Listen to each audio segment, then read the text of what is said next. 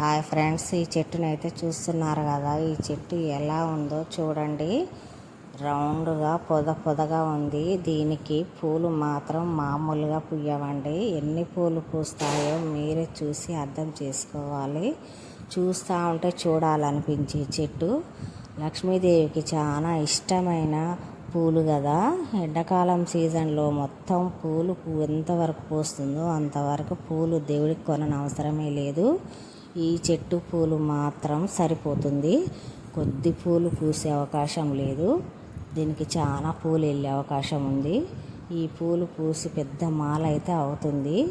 దేవుళ్ళకైతే పూలు కొనని అవసరమే లేదు. సీజన్లో ప్రతిరోజు ఈ పూలు మాత్రం చాలా పూలు వెళ్ళే అవకాశం ఉంది. ఈ పూలే సరిపోతాయి దేవుడికి. ఈ పొద చూడండి. ఈ విత్తనం కూడా చాలామంది తీసుకెళ్ళారు. కానీ మంచిగా అనిపిస్తుంది.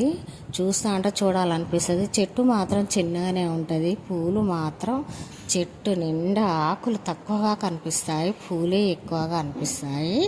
ఇంకా ఈ చెట్టు కొద్దిగా పూలు కోసినాక మాత్రమే చూపించాము.